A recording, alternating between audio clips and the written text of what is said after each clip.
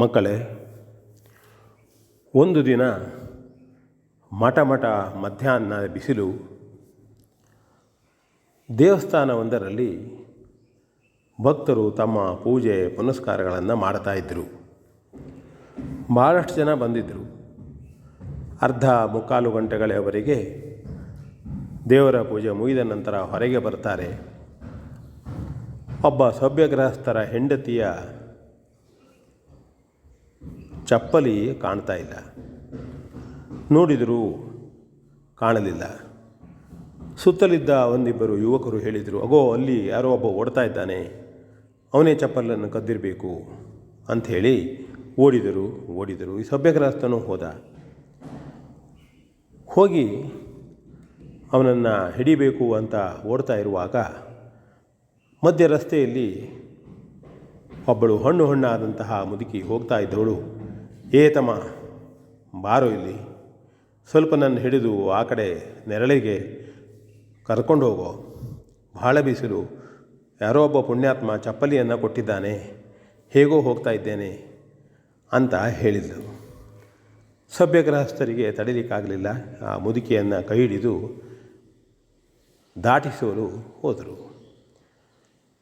ನೋಡೋ, ಯಾರೋ ಒಬ್ಬ ಪುಣ್ಯಾತ್ಮ ಚಪ್ಪಲಿ ಕೊಟ್ಟ, ನೀನು ನನ್ನ ಕೈ ಹಿಡಿದು ಕರ್ಕೊಂಡು ಹೋಗ್ತಾ ಇದ್ದಿ ಅಂತ ಅಜ್ಜಿ ಖುಷಿಯಿಂದ ಹೇಳಿದಳು.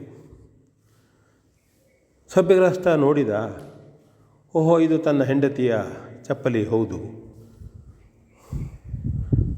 ಆಗ ಮುಂದೆ ನೋಡ್ತಾನೆ, ಹುಡುಗ ಅಲ್ಲೇ ನಿಂತಿದ್ದ. ಮುದುಕಿಯನ್ನು ರಸ್ತೆಯ ಬದಿಯಲ್ಲಿ ನೆರಳಿನವರಿಗೆ ದಾಟಿಸಿ ಆ ಹುಡುಗ ಇದ್ದಲ್ಲಿ ಹೋದರು. ಆ ಯುವಕರು ಕೂಡ ಅಲ್ಲಿದ್ದರು. ಆ ಹುಡುಗ ನಡುಗ್ತಾ ಇದ್ದ. ತಾನು ಕದ್ದೆ, ಇವರು ತನ್ನನ್ನು ಹಿಡಿದರು ಎನ್ನುವ ಭಾವದಲ್ಲಿ ಹೆದರ್ಕೊಂಡಿದ್ದ. ಸಭ್ಯಗ್ರಸ್ತರು ಹೋದರು. ಏನೋ ಚಪ್ಪಲ ಕಳಿತೀಯೇನೋ? ಇಲ್ಲ ಸ್ವಾಮಿ, ನಿಜವಾಗೂ ಕಳ್ಳನಲ್ಲ ನಾನು, ಆದರೆ ನಾನು ಚಪ್ಪಲಿಯನ್ನು ಕದ್ದದ್ದು ಹೌದು. ಅಗೋ ನೋಡಿ, ನೀವು ದಾಟಿಸಿದ್ರಲ್ಲ ಈಗ, ಹಣ್ಣಾದ ಮುದುಕಿ, ನೋಡಲಿಕ್ಕಾಗಲಿಲ್ಲ. ಬಿಸಿಲಿನ ಝಳದಲ್ಲಿ ಬೆವರುತ್ತಾ ತೆವಳುತ್ತಾ ಹೋಗ್ತಾ ಇದ್ಲು. ಕಾಲು ಸುಡುತ್ತದೆ ಅಂಥೇಳಿ ಗೊತ್ತಾಗ್ತಾ ಇತ್ತು ನಮಗೆ. ಓಡಿ ಹೋದೆ, ನೋಡಲಿಕ್ಕಾಗಲಿಲ್ಲ. ಒಂದು ಚಪ್ಪಲಿಯನ್ನು ತಂದು ಕೊಟ್ಟಿದ್ದೇನೆ, ತಪ್ಪು ಮಾಡಿದ್ದೇನೆ ಅಂತ ಹೇಳಿದಾಗ ಆ ಸಭ್ಯಗ್ರಹಸ್ಥರು, ಓಹೋ, ಈ ಮುದುಕಿಗೆ ಚಪ್ಪಲಿಯನ್ನು ಕೊಟ್ಟದ್ದು ಇವನೇ. ಹಾಗಿದ್ದರೆ ಆಗ ಅವರು ಉಳಿದ ಯುವಕರಿಗೂ ಹೇಳಿದರು, ನೋಡುತ್ತಮ್ಮ, ನೀನು ತಪ್ಪು ಮಾಡಿಲ್ಲ. ಇಂಥ ಸಂದರ್ಭಗಳು ಬರ್ತವೆ. ಆ ಮುದುಕಿಗೆ ತೊಂದರೆಯಾಗಬಾರದು ಎನ್ನುವ ದೃಷ್ಟಿಯಿಂದ ನೀನು ಕದ್ದು ತಂದಿದ್ದೀಯೇ, ಆದರೆ ಅದು ಕಳುವಲ್ಲ. ನಮಗೆ ಚಪ್ಪಲಿ ತೆಗೆದುಕೊಳ್ಳುವುದು ದೊಡ್ಡ ವಿಷಯ ಅಲ್ಲ. ಆದರೆ ಅವಳಿಗೆ ನೀನು ಹೆಲ್ಪ್ ಮಾಡುವ ಏಕೈಕ ಕಾರಣದಿಂದ ಅದನ್ನು ತಂದಿದ್ದೀಯಲ್ಲ, ಕೊಳ್ಳುವ ಭಾವನೆ ನಿನಗಿಲ್ಲ. ಸಂತೋಷವೇ ಆಯಿತು ನಿನ್ನ ಬಗ್ಗೆ. ಕೊಳುವು ಯಾರೂ ಮಾಡಬಾರದು, ಇದು ಕೊಳು ಅಲ್ಲ. ಕೆಲವು ಸಂದರ್ಭಗಳು ಹಾಗೆ ಬರ್ತವೆ ಅಂಥೇಳಿ ಆ ಸಭ್ಯಗ್ರಹಸ್ಥರು ಅವನನ್ನು ಬೆನ್ನು ತಟ್ಟಿದರು. ಮತ್ತು ತೊಂದರೆ ಇಲ್ಲ, ತಾನು ಇನ್ನೊಂದು ಚಪ್ಪಲಿಯನ್ನು ತೆಗೆದುಕೊಳ್ಳುತ್ತೇನೆ ಅಂತ ಹೇಳಿ ಅವರು ಪುನಃ ದೇವಸ್ಥಾನದ ಬಳಿ ಬಂದು ಹೇಳಿದರು ಎಲ್ಲರಿಗೂ. ಸಂದರ್ಭವನ್ನು ಅವರೆಲ್ಲರಿಗೂ ನೆನಪಿಸಿಕೊಟ್ಟರು.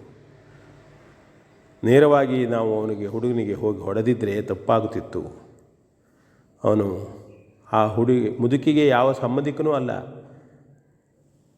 ಆ ಮುದುಕಿಯ ಕಷ್ಟವನ್ನು ನೋಡಲಾರದೆ ಆ ಏಕೈಕ ಕಾರಣದಿಂದ ಚಪ್ಪಲಿಯನ್ನು ತೆಗೆದುಕೊಂಡು ಹೋಗಿ ಕೊಟ್ಟಿದ್ದಾನೆ ಅಂತ ಹೇಳ್ತಾ ಅವನ ಮೇಲೆ ತಿಳಿದುಕೊಂಡಂತಹ ಕಳ್ಳ ಎನ್ನುವ ಭಾವನೆಯನ್ನು ತೆಗೆದುಹಾಕಿ ಅವರವರು ಒಳ್ಳೆಯ ಭಾವನೆಯಿಂದ ಹೋಗ್ತಾರೆ. V N Bhagwat, Baraballi.